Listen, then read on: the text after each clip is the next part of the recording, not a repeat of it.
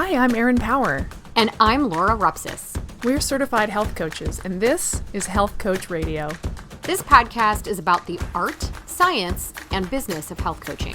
We share our insider tips to help you become a better coach and entrepreneur. And we interview expert guests to discover how they've made it in this growing field.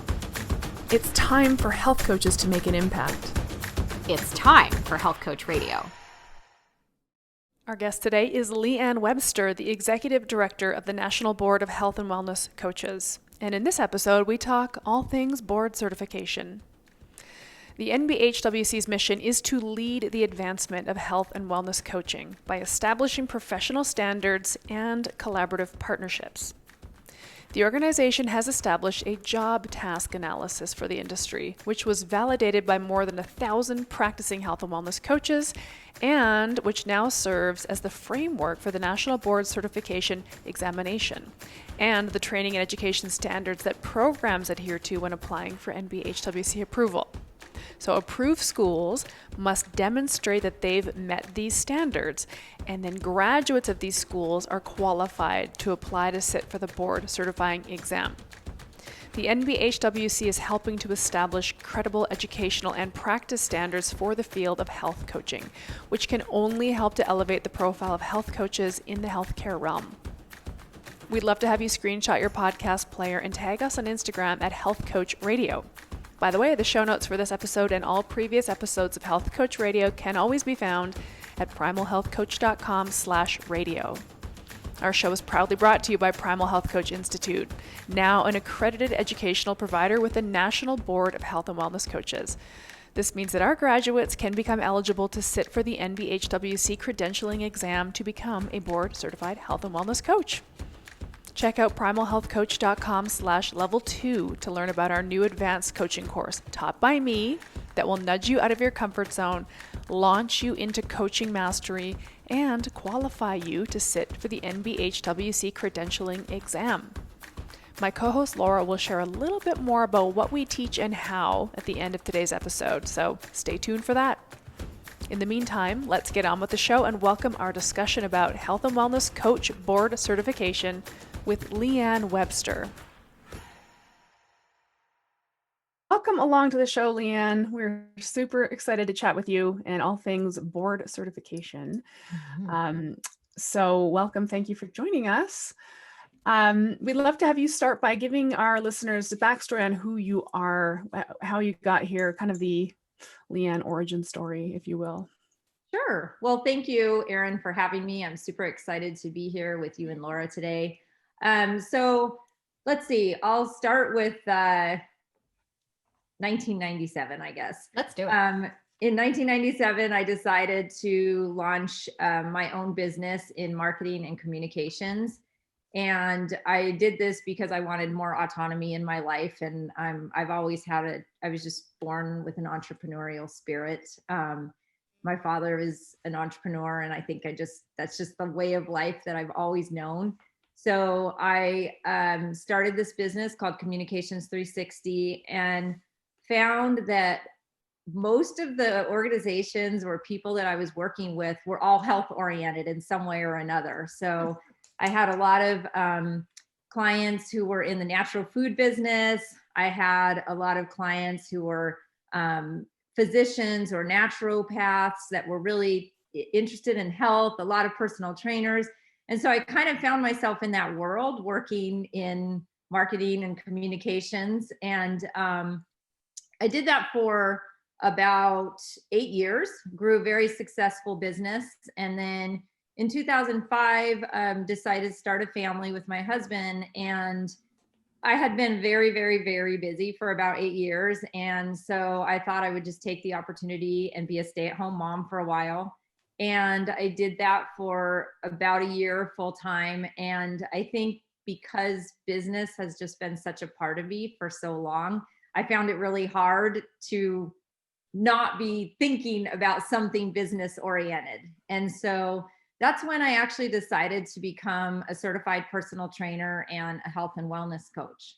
So I did research and found that it was hard to determine which programs were worthwhile and which weren't, because everything looks great on the internet. But I came across Well Coaches, and I ended up enrolling for that school, simultaneously working on educating myself to sit for the certification exam to become a personal trainer. And then I launched my business called 52 Healthy Weeks, and worked with people really mostly in San Diego, because that's where I'm based, as a health and wellness coach, and also, doing some personal training on the side. And I did that for a number of years. And one of the things that just really bothered me was the fact that anybody could call themselves a health and wellness coach. And yet I had gone through this extensive training, and there was definitely a difference. Right. So in 2015, I was sitting at my computer, just working on, all my stuff for 52 Healthy Weeks. And this email popped up showing that there was a position available for an organization that was going to start an industry standard for health and wellness coaching. And it was a part-time position. I was not looking to be employed at the time, but I also couldn't resist the fact that I wanted there to be a standard in place, and I wanted to have something to do with that. And so I applied, and now we are, almost 6 years later, and I'm the executive director for the National Board for Health and Wellness Coaching. And I was the first employee they ever hired. So I feel like I've kind of been able to grow with the industry. Yeah. So I'll stop there, because I know I've been talking for a while, but that's kind of a brief synopsis of my background. You nailed it. You nailed it. That was the perfect three-minute intro. Perfect. Okay, good.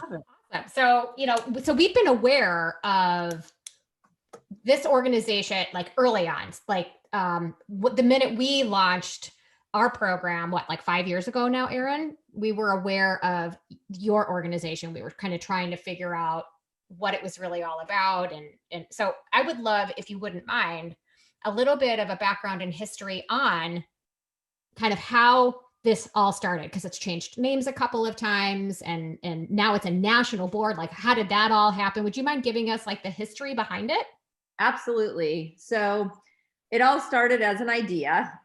Margaret Moore, the founder of Well Coaches, and Karen Lawson from the University of Minnesota were at the National Wellness Institute conference. And by the way, for any of your listeners, that's a really good conference to attend. So anyway, they were at the NWI conference. They had never met in person. It was 2010, and they finally met. They were aware of each other, and they met and started discussing the fact that there was no standard in place for a profession that was growing, pretty quickly as each year passed. And so they decided that they were going to essentially pioneer the effort to create a standard for the profession. That was in 2010. And then in 2012, they formalized it by creating a nonprofit entity. The previous name was the International Consortium for the Credentialing of Health and Wellness Coaches.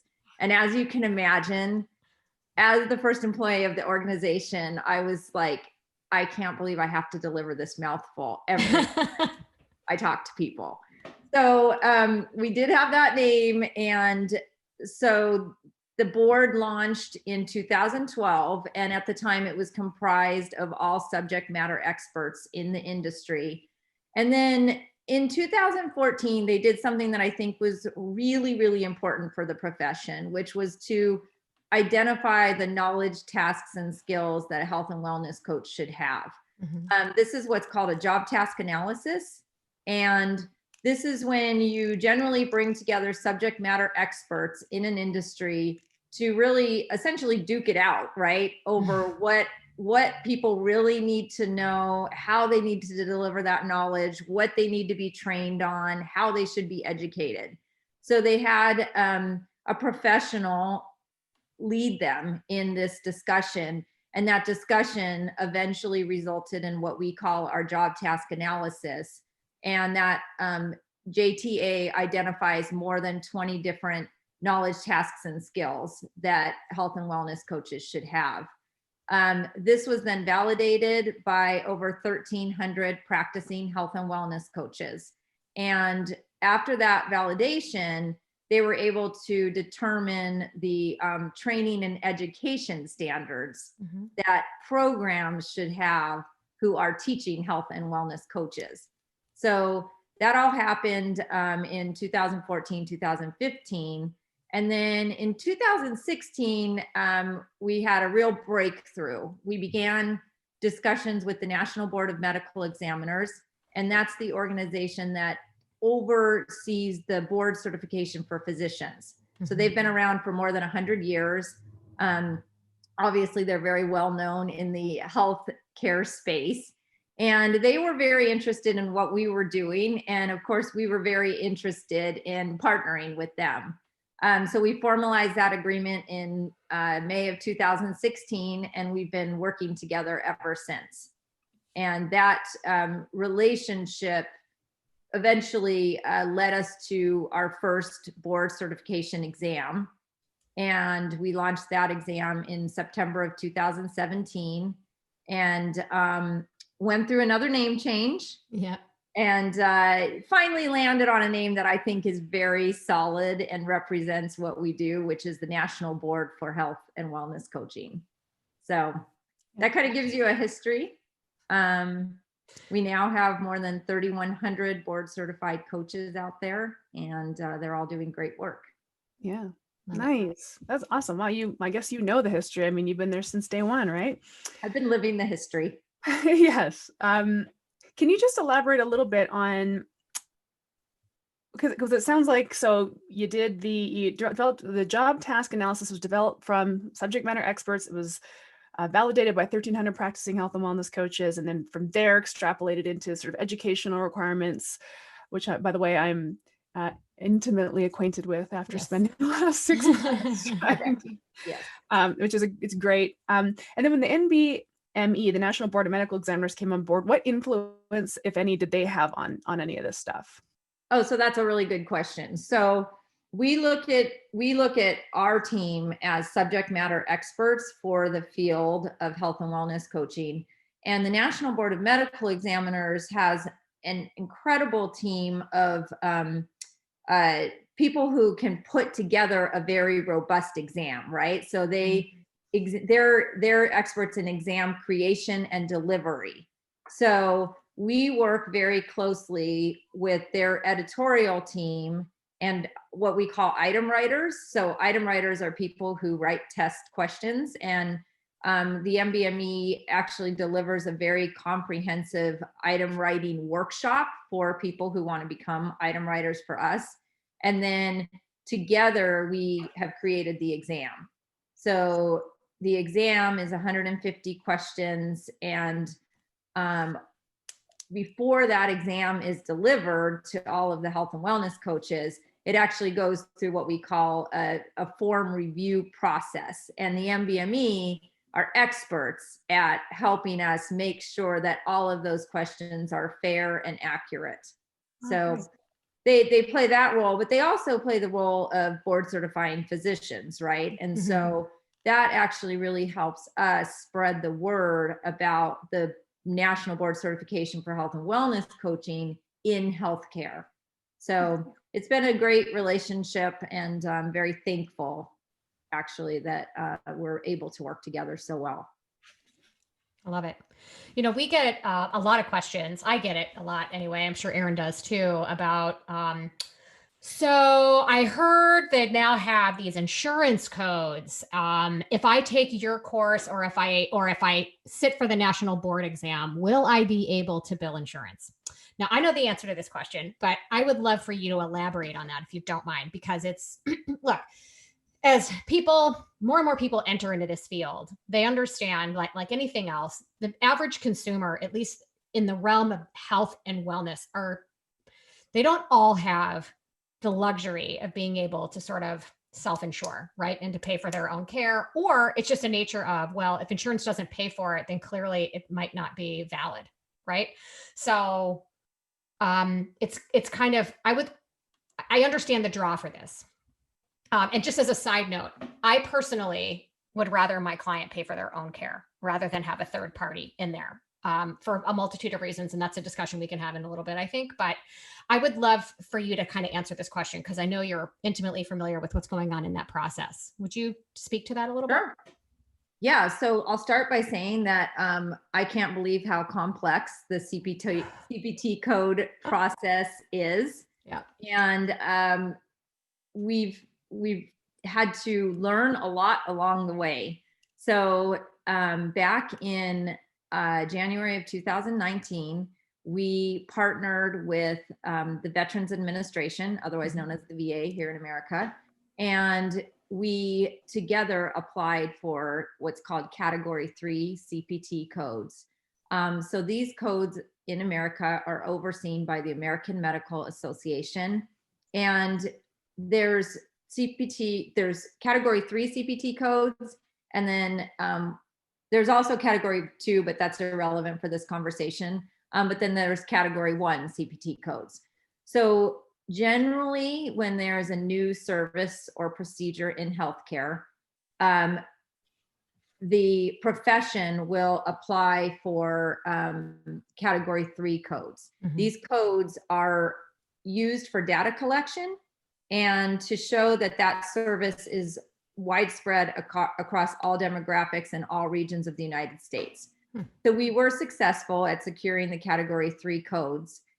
They do not have a reimbursable value attached to them. However, it's really the entry point for getting reimbursement in the future. Right. So where we're at right now is that there are some health and wellness coaches who currently work in healthcare in partnership with a physician that are able to use these Category 3 CPT codes that are not reimbursed, but intended for data collection. Mm-hmm. So we're working with those coaches in that space to develop the report that will reflect all the data that was collected, that will eventually be submitted along with an application for Category 1 codes with the American Medical Association. So our intent is that down the road in healthcare, coaches will be able to seek reimbursement for the service. And also we're trying to go to payers, so payers being insurance companies, and say, hey, regardless of CPT codes, would you consider reimbursing for this service? Mm-hmm. So all of that is in process right now. Great. Yeah, so it's all in process right now, but the answer is that as of right now, health and wellness coaching is not reimbursed, and patients or clients need to pay out of pocket. Mm-hmm. Right. Generally speaking. Right. Yeah. Great. Thank you. That's great. Yeah. It's sort of like you're collecting this data to make a case for future potential reimbursement is how I interpret it. And so how much of this data do you have to collect, and is there a time frame? Is there a certain threshold at which point you can say to the AMA, look, it's working, or whatever the case may be? What does that look like? Oh, it's complicated. So for anyone who wants to dive a little deeper into this topic, I invite you to go on the AMA's website and take a look. But generally speaking, you need to have a strong evidence base. We already have that, right? So we have the evidence base, and now we just need the data. So we're hoping to work with more than 100 health and wellness coaches who are currently board certified, who work in a healthcare system, who are able to actually use the codes. So they have to have like the billing support and the billing and coding support. They have to have access to an electronic health record management system. They have to actually be working in a healthcare system to really be able to use the codes. So yeah, we're looking for about 100 or more coaches in that situation. And right now we have quite a group that is working on it. And then we're in very regular communication with. Awesome. Mm-hmm. So that was a question I had. So let's say everything goes as planned and there's now a Category 1 code. is that still, in order for, I just want to clarify this, in order for a health coach to be able to use that and apply for reimbursement, do they have to be working in a clinical setting and access to this compared to, because this is another question, you know, we've got folks that want to work independently and have their own practice, and they want to be able to bill insurance independently. So the way I explain this is, my understanding is this is going to be for the clinical field. There is no kind of licensure for health coaching. So this is going to have to, I guess, be more along this other track that you're pursuing, which is going directly to the payer to see if they'll reimburse for health coaching. Could you speak a little bit more to that? I can. One thing I'll say is, think of all of us, you know, the three of us as pioneers, right? So we are literally doing something that has never been done before in the industry. Right. So a lot of times we actually don't have the answers because we're figuring them out. And it's not just us figuring them out. It's actually us speaking with consultants and attorneys on a regular basis who are very familiar with the American Medical Association or Medicaid and Medicare and all the legalities around that. And we're all just figuring the answers out as we go. What I can say is that we're not really sure of the answer moving forward, because there's been so many changes as a result of COVID with telehealth and telemedicine, right? So it's hard to say if in the future is a national board certified health and wellness coach who is an entrepreneur and works on their own, but has the ability to partner with a physician. So let's say the physician refers her patients to a health coach who is board certified. Is it possible that that person would be able to be reimbursed? It's possible, right? We're not really sure though of the answers, because all of this is in motion and changing. And a lot of these changes are a direct result of the pandemic, because laws have changed. And so I'm not really sure where we're going to end up. Well, I love that you brought that up, because I feel like we've spoken to a lot of doctors lately on the show. And we've like, personally, we're pretty excited that telehealth became a thing, because most health coaches we know have been practicing in this way all this whole time, right? And so now it's like, see, it can be done. And so, like, it does feel exciting for the health coach in private practice to imagine that they could have a referral network of physicians all over the place without having to physically sit in an office or be affiliated with that office. What's your sense? Like, do you, like, when you're talking to these insurance companies and sort of these really, okay, like, honestly, the health care system, the medical system, the insurance system, these are old institutions.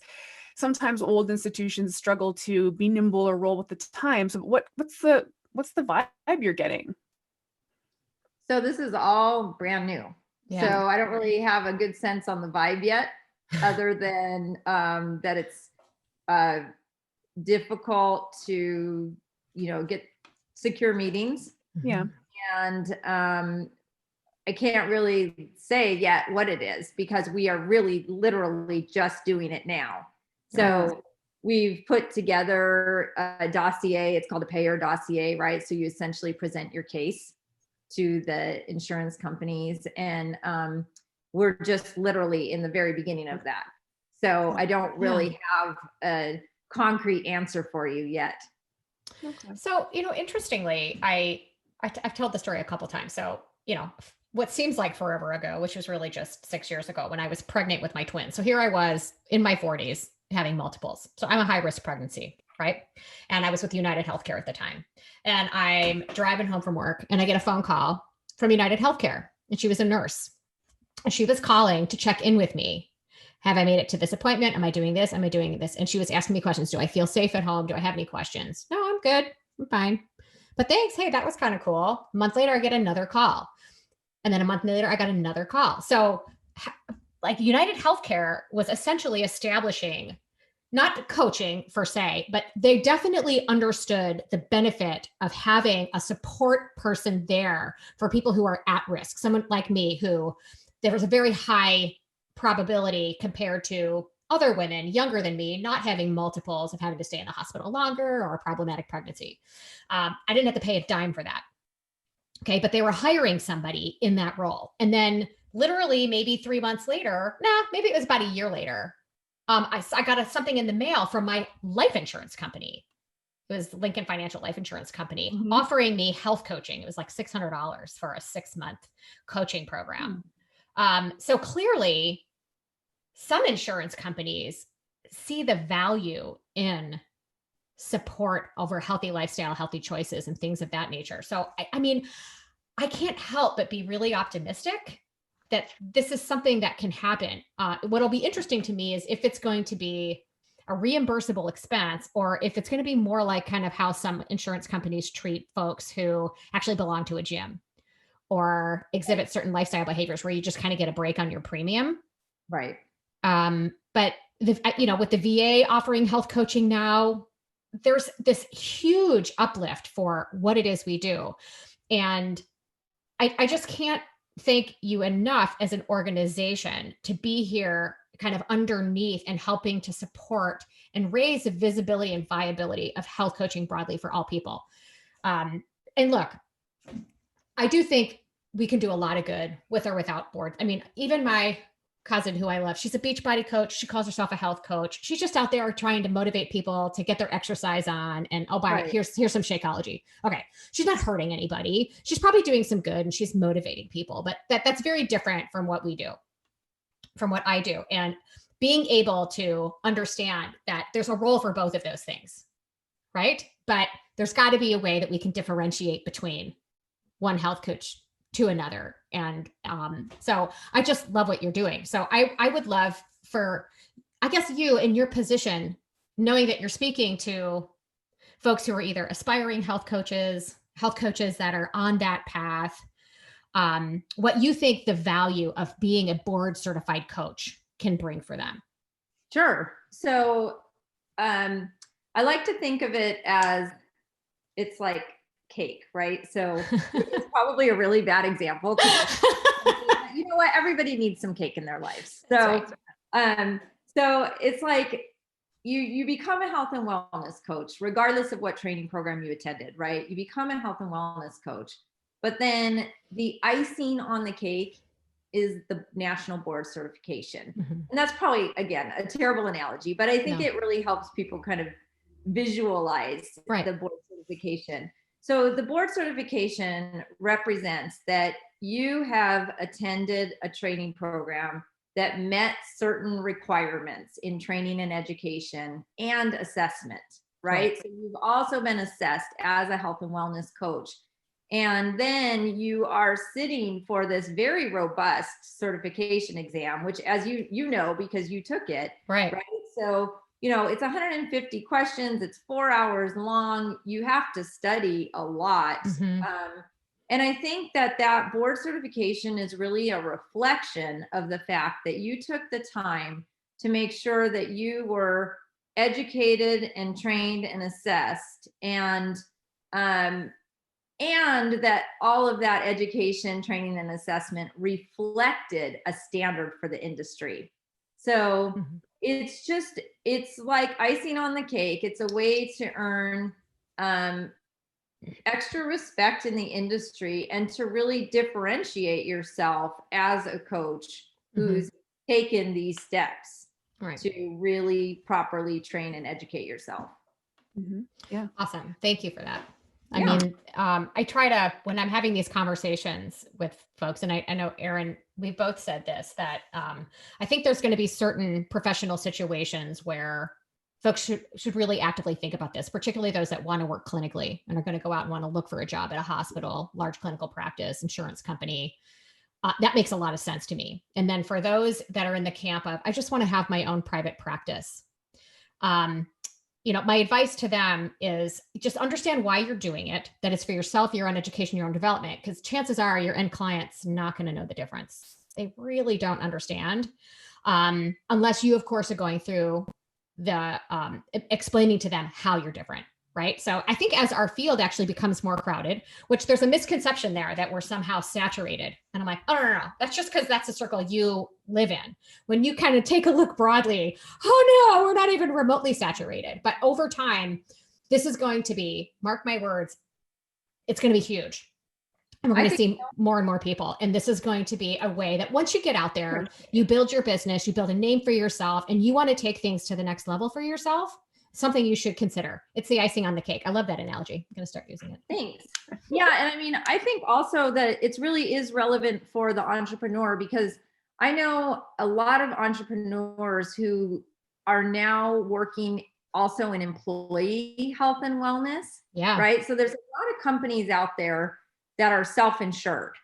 And so a huge one, as an example, would be Walmart, right? So there's these companies out there that are self-insured, and these companies are incentivized to have healthier employees. Yeah. And a lot of these companies, especially some of the mid to smaller size companies, they will outsource their health and wellness to consultants, right? And so a consultant would be the equivalent of an entrepreneur health and wellness coach. And so I think it's really important that as we, the National Board for Health and Wellness Coaching, spend more time educating employers, healthcare systems, and the public, which we plan to do a lot of outreach to the public in 2021. Awesome. As we expand, I think that the board certification will be more popular, more in demand. And so I think, you know, there are a lot of health and wellness coaches who really don't want to work in the clinical space. And I get that, especially because it is so complex, right? It's very complicated, especially right now. Right. And those coaches who choose to work with the public, they can really change somebody's life, right? And I think that they want to keep the door open, though, so that an organization, let's say the Chamber of Commerce, right, wants to have you as a consultant for their employees or their members, right? You want to be able to say, hey, I have the National Board certification. I took the steps to get this. And the National Board for Health and Wellness Coaching is partnered with the National Board of Medical Examiners. I think that automatically gives people clout in the industry. And it's really a reason why they may be chosen over somebody else who doesn't have the board certification. And it may help entrepreneurs grow their business. Can I share an anecdote or some examples that actually support this? Because we, so just a little background for anybody listening, I'm the curriculum and coaching director for our school, the school that Laura's the admissions director for. And so when we decided to become, to meet these requirements to become an approved educational provider with the NBHWC, that was on me, that was my project. And in going through creating this curriculum and shoring up the curriculum requirements, I immediately saw, as a practicing health coach, I've been in practice for a long time, in private practice with not a lot of desire to go into work in a clinic or in a corporate setting. But it was immediately apparent to me, I'm going to become a better coach, having gone through this journey of creating this curriculum. And here's the thing. We just graduated our first cohort of folks who went through this program. And I got on the phone with every single one of them to deliver their feedback, which is one of the requirements. They have to have some faculty feedback, a certain amount of time spent with faculty. So when I got on the phone with these guys to kind of have this moment with them, this hour with them, just about every single one of them shared, without even being prompted, by the way, that they felt more confidence in their coaching ability, and their imposter syndrome had all but vanished because of all the time spent rigorously practicing, learning the synchronous sort of deep dive and this sort of really experiential learning model that we do in our program, our NBHWC approved program. And so for the person who never wants to go and work in a clinic, you've met a stringent educational requirement that has been, vetted and created and perfected, and you will graduate a nationally approved program feeling like a better coach. And that's how I've said this 100 times. That's how you scale your business and grow your business. Be an amazing coach. Right. So that's just a shout out for you, Leigh-Ann, and the organization for creating these educational standards that just are making coaches honestly better and more confident. Mhm. Yeah, and it's interesting because we receive a lot of phone calls from coaches asking, well, one of our requirements to sit for the exam is that you have to complete 50 health and wellness coaching sessions. And 50 seems like a really daunting number. And a lot of coaches call and they're like, I just don't know, why I should do this or how I'm going to do it. And I step out of my role as executive director and into my role as Leigh-Ann, the health and wellness coach. And I say, trust me, you're going to learn so much from coaching people. And it's going to be uncomfortable in the beginning, right? Because you're talking about deep personal issues with people, and conversations will go in directions that you never thought they could. And you're going to learn how to navigate this course with your clients, and you will be so much better as a coach by the time you get to that 50th session. Just a sidebar on that. We even had some students say that their relationships and their families got better because they learned how to have a coaching conversation properly. Yeah. And I have to just kind of a plug for that 50-hour coaching log. It's not 50 hours. It's 50 Oh, you're right. 50 sessions. I just learned that. Right. It could be just a 20-minute session, and coaching, group coaching counts, pro bono coaching counts, online, all that stuff. So it's not like anyone listening, you have to literally sit down for an hour with 50 people before you can apply here.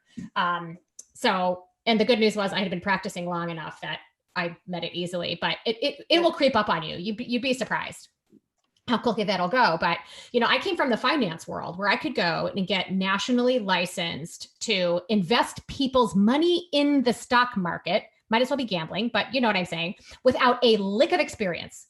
Wow. I could have had zero experience as long as I passed the damn test. Okay. So I just think this adds an extra layer of, if you're going to call yourself a board certified, a national board certified health and wellness coach, yes, you went to a school that had these rigorous educational requirements, but you're not green. You're not only education and theory. This is also in practice and in experience, and you learn more. And when you sit for the test, to your point, test is not easy. And there's a lot of situational questions on this exam that you have to think back to, touching back to your coaching sessions where you've used some of these skills to really be able to answer that question with confidence, I think. Absolutely. Yeah. Yep. So they have to pass and come from an approved school. They need this log of 50 sessions. Let listeners know kind of what else is required to even apply and kind of what this process looks like. The coaching log, which is 50 sessions in duration of 20 minutes or more. See, I've said it too many times. I can no longer even say it. You have to have attended an approved program, and we list all of those programs on our website. And then you also have to meet an education requirement. So you have to have a AA degree or higher, or there are cases where someone did not go to college and they instead have work experience. So we require 4,000 hours of work experience. And so all of that combined allows people to apply for the exam and then be approved and then sit for the board certification. Mm-hmm. Yeah. Fantastic. Okay. I'm actually just going through this right now. I'm sitting for the February exam. Oh, good. And so I just completed I'm in the process of completing my application. I just sat down to do my coaching log last night. I actually freaked out and I emailed Nicole. So you have to apologize to her. I was like, oh my God, I missed the deadline. I applied in time, but I didn't have my documents submitted in time. Anyway, so I sat down to crank out this 50 coaching log thing. And I did 50 coaching sessions last month. So a practicing health coach is going to have no problem meeting that bit. And then the piece that was confusing to our students that you just said, and I just wanted to reiterate, is it's an associate's degree or higher, or if you don't have that, then it's a log of 4,000 hours of work experience in any field, just that you've been in the workforce doing stuff. Yes. Cool. Yep. Okay. Yep. And that's notarized, is it? Or is it just a honor system thing? I believe that is notarized. I'm not as involved in the application process as I once was. That would be more Nicole's role. I didn't have to get it notarized, but it did say, hey, we're going to do a surprise audit every once in a while. Cool. And we may call you to ask for actual proof of this Right. stuff. So yeah, don't smudge it. Just do it, and just meet the requirements that are out there. So, I love that. So what do you, as far as kind of thinking through, so you've got over 3,000 coaches now, and you have reason to believe by the end of next year, you're going to have 5,000.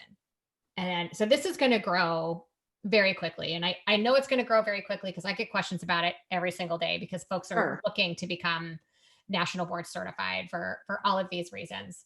At the end of the day, what do you think for your organization or maybe your own personal hope for health? Like, where do you really want to see this go? What would be kind of the ultimate, oh my gosh, we did it, for your organization as it relates to health coaching in this health and wellness space? I think what we'd really like to see is that this is a really viable career path for people.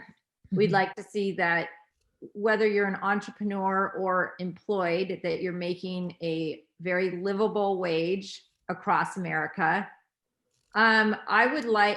I personally would like to see health and wellness coaches integrated into all aspects of America and in all community settings, right? I want to see health coaches working in areas that are food deserts or healthcare deserts, right? So I would love to see greater access for all people to be able to work with a health and wellness coach. I would like to see that when somebody says the word, oh, I'm working with a health and wellness coach, or I'm working with a health coach or a wellness coach, that in fact means that they're working with somebody who is national board certified, right? So that the person that they're working with has the training and education to really support them and their path towards behavior change. And I would like to also see corporate America begin to integrate the health and wellness coach either into their staff or as a consulting role, working with employees, right? For better health, stress management, and balance in their lives. So, and then obviously we'd of course love to see it that the health and wellness coach is an integral part of the healthcare team in all health systems. Right. So, and one more thing, I would love to see that all physicians who only have about 6 to 13 minutes per patient can feel confident that they can say, you've got these chronic health conditions, and I really want to refer you to this health coach because I want you to live a healthier life. So that's what I'd like to see. I know I just named off a bunch of different aspects of all areas of society, but I just think that if we could all be our healthiest by ourselves, we would be. Yeah. Right, exactly. But we can't, because life gets in the way, our brain gets in the way, and really good tasting cake and ice cream get in the way, right? And so we need that extra help and support. So I would love all people to have access to someone who's an advocate for their health. I just think it's so interesting. I just love that. That's such a great vision. And I'm absolutely thrilled at your vision, Leigh-Ann, for what health coaching can be. And I also think too, I think about my 6 or 7 years I've been in practice now. I think the health consumer, which is what we call people who are either clients or patients, we're just using that blanket statement, the health consumer, this is just completely just my observational sort of take, is feeling more empowered a little bit to seek out solution-based treatment. So health consumers might seek out doctors who have health coaches on staff. And I think that, because I'm in Canada, so I have a little bit of a different situation going on here in terms of like healthcare. Everybody has to pay out of pocket for my services, and that probably won't change. And they do, because it's like, I did that system that I was doing before with the doctor or the dietitian or whatever clearly didn't work. So I'm going to try something different because I've been sick for a long time, or I've been overweight for a long time. Something's got to give. Like, I think that consumer is almost hitting their rock bottom where they're open to exploring a new paradigm as well. Mm-hmm. I also think people are a little bit scared right now, right? Because we see that poor health outcomes with COVID are often occurring with people who had some chronic health conditions. Right. So all of a sudden, people are feeling a bit more motivated to be healthier, because should they get COVID, they want to come out looking pretty good on the other side, right? Yeah. So I think people are really feeling empowered to take more control of their own health. Yeah. We've seen it. I've seen it in my role, at the very least, of people looking to enter health coaching because they see that, they've made the connection. It's the average consumer making the connection. We're starting to see it. I started just a little kind of closed Facebook group, just personally. I used to call it, how to be harder to kill here, and just eating better, moving more. And, during this pandemic when we're all isolated, and I had like 300 people that just joined it first pass. I really haven't done much else with it, and I need to get my button gear on that. But and what else I loved about your vision is how broad it was, how many opportunities there really are. Because again, that's another question I get. What can a health coach do? What does a health coach do? What's the day in the life of a health coach? And I'm like, oh my gosh, what type of health coach, and who do you serve, and what kind of environment? I mean, literally, this could be anything you want it to be. Right. If that's what's so fabulous about it now. And so here's the thing, there's really no one accepted definition of a health coach, although you guys have developed one, but there's nothing in that definition that says you're working in a hospital, or you're working in a corporate office, or you're working by yourself, or you're doing it online, or there's just so many ways that health coaches can be of service to others. Right. Even to your point, some of these food deserts and healthcare deserts, you don't have to be living there to do some good there these days. Especially with virtual coaching now. That's exactly. What's so great about, being able to coach virtually, is that you can do coaching with anybody throughout the country, as long as they have access, right? They have to have access to the virtual platform. And that's definitely something to consider, especially if you're working in certain regions of the US. Right. Yeah. Good point. Yeah. The technology piece is sort of a little bit, can probably be a tough nut to crack in certain socioeconomic sectors. Well, this is a very small segment of who's listening to this podcast, but I think it bears mentioning that the National Board of Health and Wellness Coaches is an American board. So when we talk about the national board, it's the United States of America. But I'll tell you, as somebody who doesn't live in the US, I still am grateful. I'm going to be grateful to have this sort of credential, because even if I were to go sort of peddle myself to doctors up here in Canada and say, oh, by the way, I'm a nationally board certified health and wellness coach, they're going to think that's pretty cool. Like with the National Board of Medical Examiners in the US, they're still going to think that's cool, because we do get that question a lot from our Aussie students and our European students and our Canadian students. What's in it for me? And it's still, you've still met an educational standard, a very high educational standard. And that's still going to resonate with whether it's clients or collaborators or whatever it might be. Yeah. And actually, I mean, you bring up an interesting point, which is the entire international market. So though we are the National Board for Health and Wellness Coaching, and we are located here in the US, I receive at least 1 to 2 emails or phone calls a week from other leaders in other countries. Oh, cool. And so our hope is that we can at least facilitate the international market to come together, to identify some of the challenges that they're having, to identify where they would like to go as a country, and to learn from each other, right? So that's definitely one of my goals as the executive director, is to further bring together the international space and to better support board certified coaches throughout the world. So we have quite a few. in all regions of the world. And I'm also in conversation with many who are interested in what we're doing, and with some organizations that are beginning to establish communities of health and wellness coaches in their countries. Right. So they are seeing us as the leader, and I want our organization to act like the leader, right? And I want us to help other people around the world to come together and learn. Yeah. I love it. Yeah. And your organization, we consider you the leader too. Do you see any other competing organizations coming online that are also offering kind of what you offer? Or are you just so far ahead of the curve that it's not even? Well, there is not really another national board certification that I'm aware of. So I don't at this time. I haven't seen a movement come together, that's established the job. Well, it would be hard to establish another job task analysis since we already did it, right? So not really. No, I think what we've really seen actually is the community of health and wellness coach training programs come together.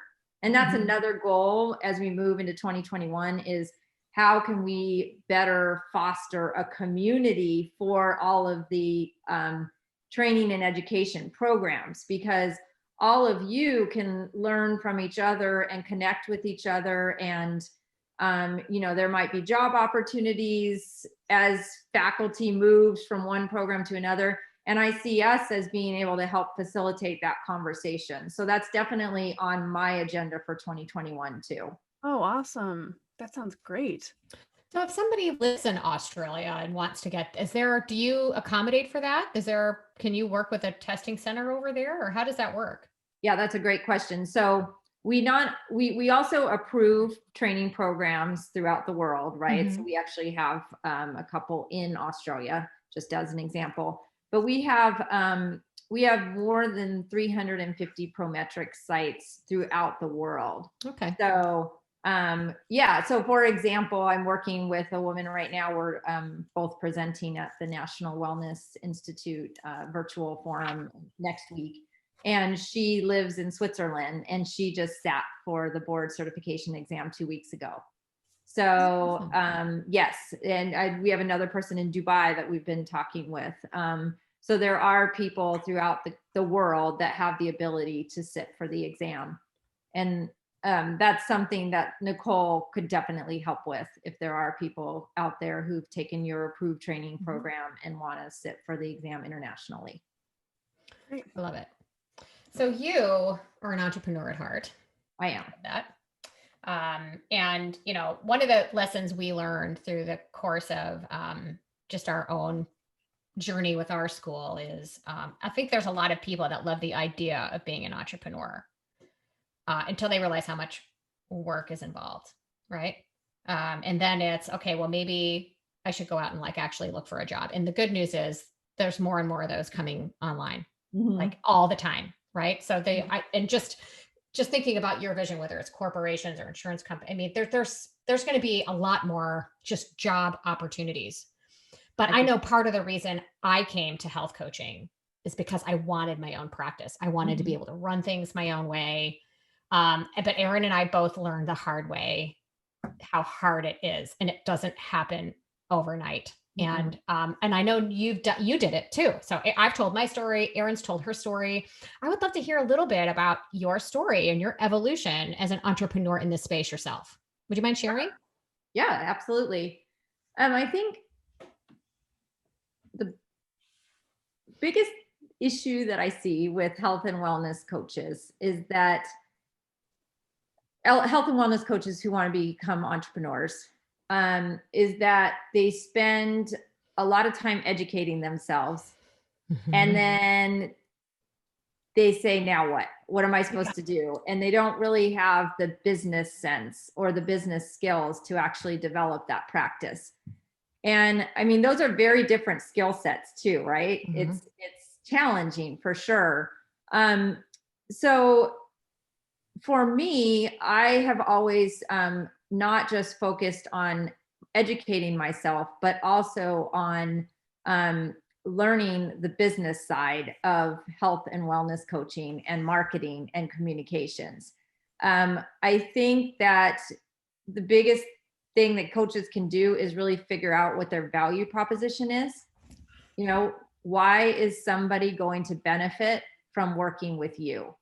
And I think they have to identify that. So early on in my career, starting 52 Healthy Weeks, I, identified like my value proposition for others. Why would somebody want to work with me? I tended to work with women I worked with some men, but I tended to attract women who were at the executive level and were often feeling very low on energy. And so, my value to them was essentially to help them feel better, right? To have more energy in their lives. Mm-hmm. So I think identifying your value proposition, that's something that I did early on. Really presenting as a professional, right? Mm-hmm. So having a website.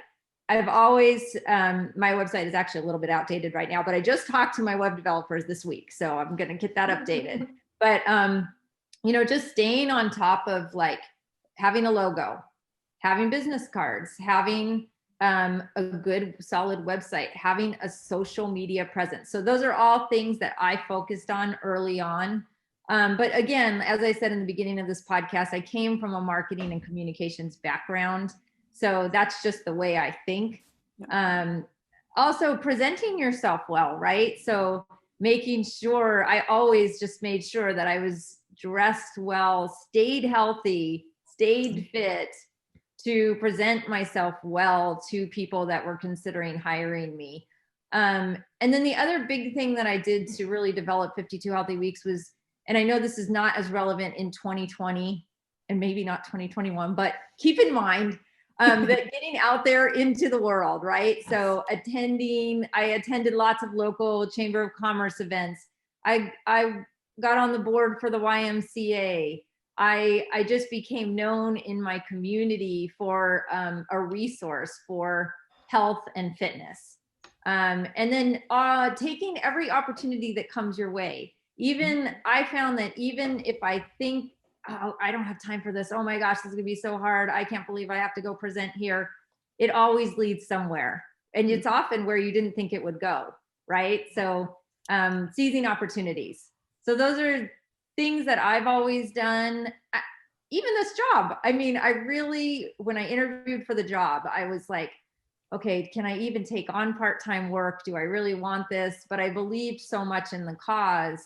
And then now I find myself in this role that I had no idea I would, be in 5.5 years later. So seizing opportunity, putting yourself out there, taking a risk. Yeah. Love it. We can relate to that. I mean, Laura and I both probably didn't think when we started our health coaching careers that we'd be working for one of our gurus. Yeah. But you gave two sound bites, a million sound bites, but two that we both fist pump because we teach in our course. Your unique value proposition. Who do you help? What problem do you solve? How? Yes. And the other piece I kind of clumped into the category of client experience, customer experience. Like, what do people see when they come across you? What is the experience of signing up with you or getting to know you? Like, really get your hands around what the experience is for the health consumer.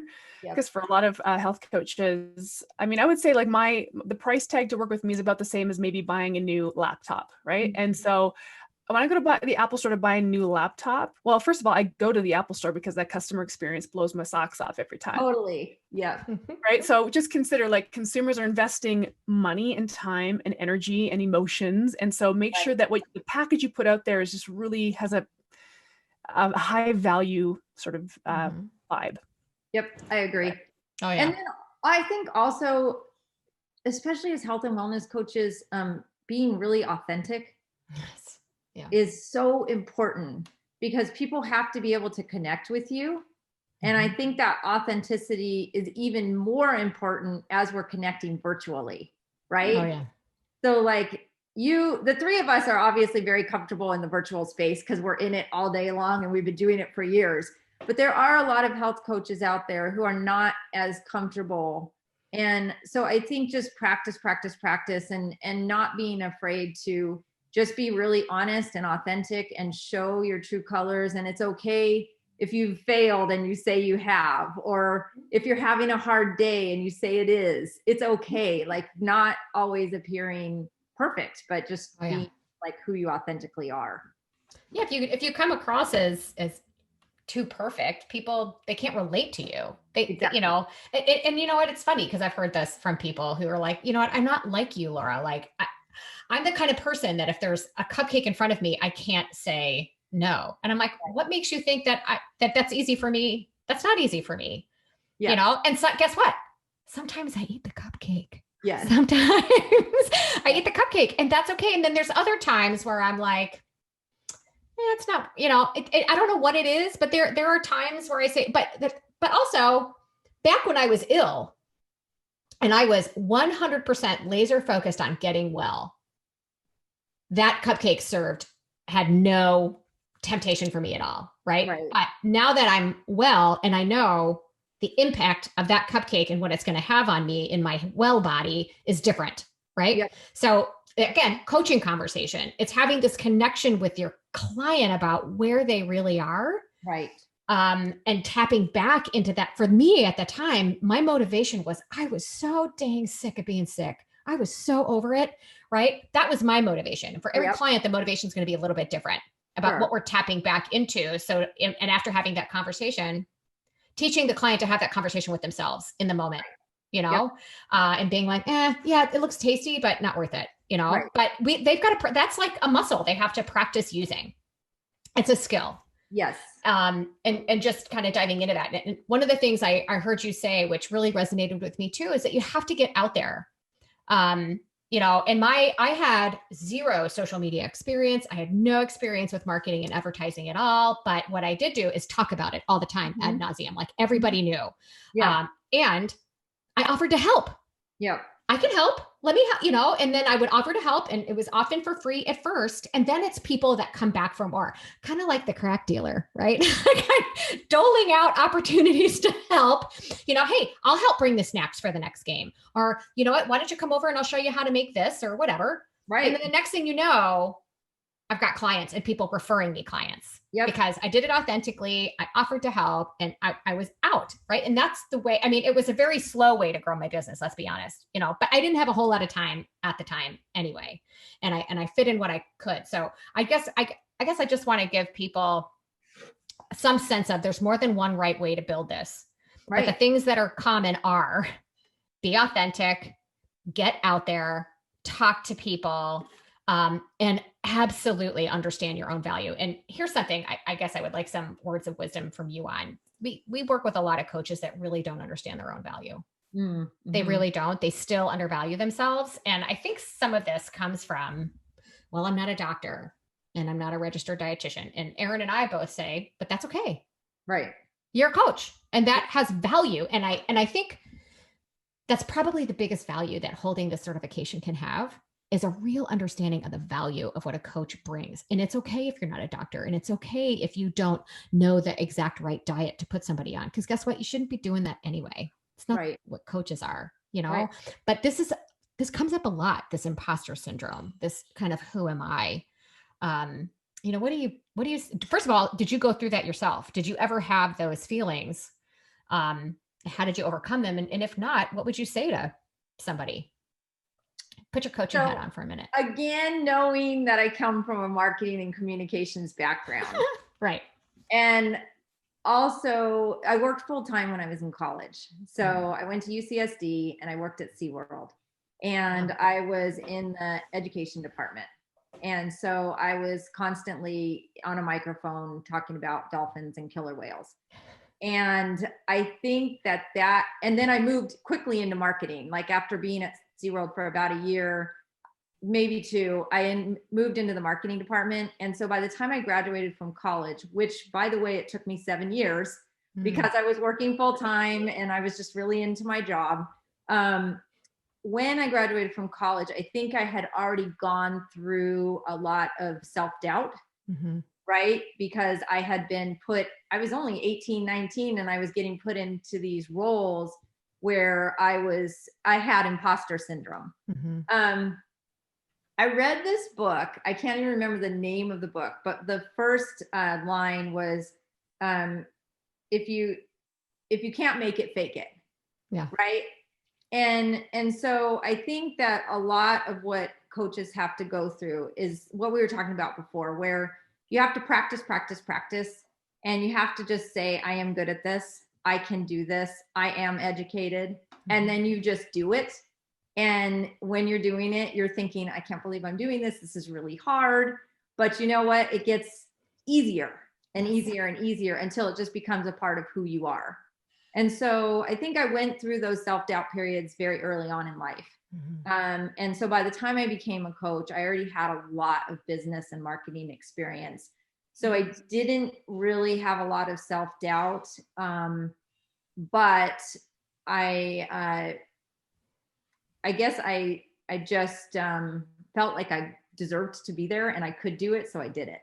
Nice. I Well, love it. this officially marks about the 75th time we had somebody in the podcast whose advice was just do it. Yeah. So if you haven't picked up on that little nugget of wisdom by now, listeners, there you go. One more time, just for good measure. Just do stuff. Just get stuff done. I see a lot of coaches, or I hear a lot of coaches because they're calling us on the phone, who say, well, as soon as I get this certification, as soon as I get that, as soon as I do this. I'm like, do you realize you already did everything you're talking about? You've already gone through an approved training program. You're already sitting for the national board certification exam.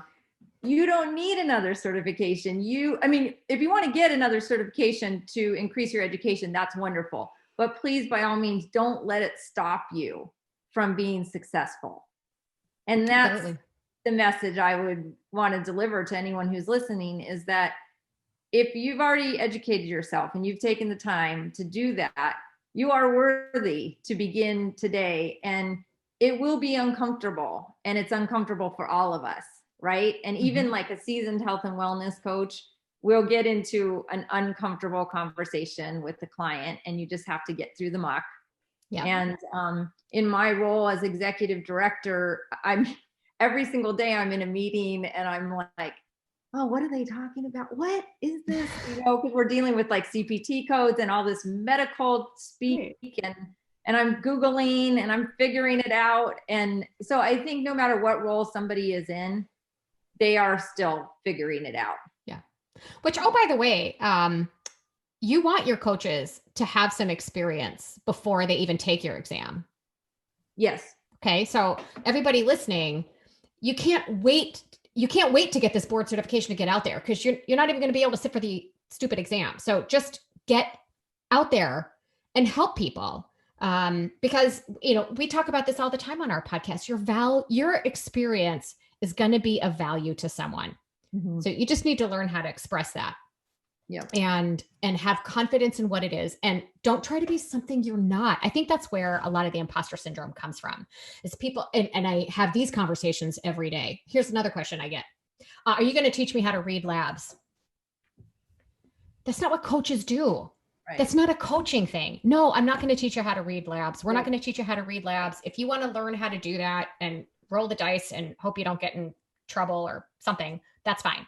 Yep. But that's not what coaches do. And so here, what we are, we're not doctors.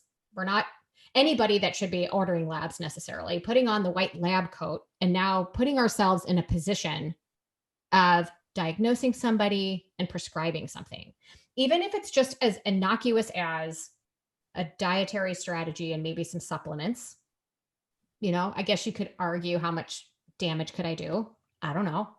But the fact of the matter is, the minute you try to overstep those bounds and go outside of your core competency, that's where that imposter syndrome comes from. And right. So, and honestly, I think it's probably in this realm of, I probably shouldn't be doing this. Right. You probably shouldn't. Right. But I fail to see how you're going to hurt anybody by having them, I don't know, get adequate protein, add some more vegetables to their diet, drink more water, get to bed on time, manage their stress, move more. Right. and just helping them tap into their own self-confidence and their own intuition about what their body's trying to tell them. And really, what direction are we on? Right. Mr. and Mrs. Client, I'm here with you. Right. Anyone that's got passion and compassion can be great at this and successful at this. I agree. And to run with it. And I think that was probably one of the biggest takeaways I got from sitting from this exam is, and I actually had to in Illinois. I had to lean on those coaching chops because I wasn't allowed to design meal plans and all that other stuff or macros. And I, over time, I thought that's what I really wanted to do. And I was kind of grumpy that I wasn't allowed to do it, when at the end of the day, and especially after sitting for your exam, I realized why I didn't need it, that I was successful despite that. And this is why I didn't need it, because that's not what coaches do. And right. Sitting for this exam and the content that you have to learn and the way the test is written really drives that home. So kudos. Yeah. I mean, like, really thank you, Leigh-Ann, for sharing your wisdom with us, as a leader at the helm of a national accrediting body, to say to coaches, look, you're not going to know it all. So don't wait to know it all. Just start. Yeah. That's very wise advice. Thank you. You're welcome. Yeah. I also, as we're talking, I'm just thinking, I think coaches, everybody has a group of people that they're really good at working with, right? Mm-hmm. So figuring out who those people are. Like I was working with a lot of executive women, but then I started through one of those women, she referred me to her daughter who was a teenage girl. And I was a little apprehensive. And next thing you know, I have like 5 teenage girls that I'm working with, and I'm loving it. Wow. Right. So I think you just have to figure out what groups of people you're really comfortable working with, and obviously push yourself to try, working with all different types of people. But once you find your niche, mm-hmm. it becomes a lot more not only beneficial to your client, but also beneficial to you. Yeah, it's way easier. Mm-hmm. Absolutely, 100%. Something, as a matter of fact, it's like exercise 2 in our program. Yeah. Exercise 1, tell your story. Exercise 2, who is your client? Exercise 3, what's your unique value proposition? Like, we just go through it, but it's way easier. And so anytime, the imposter syndrome thing, we talked about it. Like I shared this story where I used to have a job. I was also in marketing and communications for my previous career. And I had a job at a sporting goods company, and I'd have to get on camera and talk about sporting goods commercials. And if it was a yoga mat or running shoes, I was so good. If it was a snowboard or like golf clubs or things that I don't care about, I was just like, it was the worst. It was like, can somebody else do this? I don't know anything about these sports. I don't care. Right. It's hard. It's hard for me to talk about them because I don't know it. It just makes it easier on yourself. And like, I went into entrepreneurship because I didn't want to do work that I didn't love. I wanted to do work that I love, and I want to do work that's easy and feels in harmony with, an integrity of who I am. So that's the opportunity we have as health coaches, as entrepreneurs. And so getting really clear on who you can help and what kind of comes naturally to you is just a really important first step. It is. Yep. Cool. Awesome. So I know after listening to this, everybody's going to be like, I want to know more about this national board certification thing. So folks that are curious about becoming a national board certified health and wellness coach, what's their first step? Where should they go? They should probably go to our website. So the website is NBHWC.org. They can also find us on Instagram, Facebook, or LinkedIn. If you just Google NBHWC, you'll find it. And after they do that, and after they take a look at the requirements for the board exam and the dates when it's being delivered next, then I would invite them to send us an email or call us, and we can talk you through everything. And all of the information for that is on our website. Awesome. Awesome. Leigh-Ann, thank you so much for your time and your generosity of sharing your thoughts and your wisdom and your experience with us. Thank you. I really valuable. enjoyed getting to know you both better. Me too. Thank you so very much. And we'd actually kind of as things progress and we know more about what's happening, whether it's CPT codes or what's happening in the health and wellness field, you're going to have your thumb on the pulse of that. So we'd love to have you back. Absolutely. Yeah. And things, will progress for sure. How quickly, I'm not sure, but we are definitely working hard to make them move forward. Awesome. Thank you for that. And thank you for supporting all health coaches out there. Thank you. This podcast was brought to you by Primal Health Coach Institute. To learn more about how to become a successful health coach, get in touch with us by visiting primalhealthcoach.com/call. Or if you're already a successful health coach, practitioner, influencer, or thought leader with a thriving business and an interesting story, we'd love to hear from you. Connect with us at hello@primalhealthcoach.com and let us know why we need to interview you for Health Coach Radio. Thanks for listening.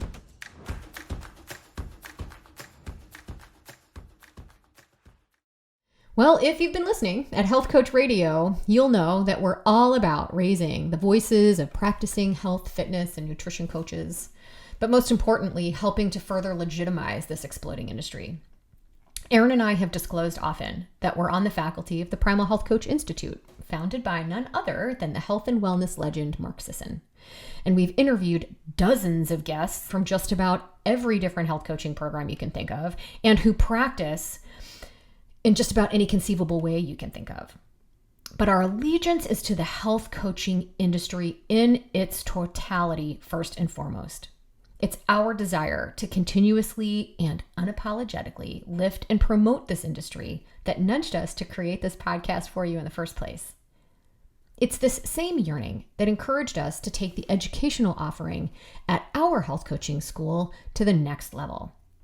We are so proud to offer the Primal Health Coach Level 2 certification course, which when combined with our primary course, the Primal Health Coach certification course, not only satisfies the educational requirements to sit for the board exam, but is specifically designed to teach advanced coaching mastery. You will work closely with a small class of peers through this 12-week, very intensive, live online classroom experience to learn how to execute a coaching relationship that is truly transformational. You'll learn and practice how to ask powerful questions, what it means to hold space for your clients, but most importantly, how to actually do it. You'll learn about the craft of motivational interviewing and the nuances of habit change, goal setting, and accountability, and how to nurture your client's own inner knowing, their intuition, and their own self-efficacy, so that they will graduate from your care a truly transformed person. You want a big, successful, powerful coaching practice. And maybe you're devouring our episodes looking for the silver bullet that's going to launch your business into the upper echelons. We've said it a million times and we'll say it again. Your coaching skills are what will make or break you and set you apart for success in this field. So if you're looking to level up your coaching skills, and maybe dial up your credential and become a board-eligible health coach, look no further. You can learn more about PHCI's Level 2 program at primalhealthcoach.com/level 2. But if you would value talking to a real person about your path to being a masterful coach and perhaps a board certified coach, book some time with me personally. You can access my calendar at primalhealthcoach.com/call. Or just call me. You can reach me at 844-307-7662. Thank you for listening to Health Coach Radio, and I hope I get to talk to you soon.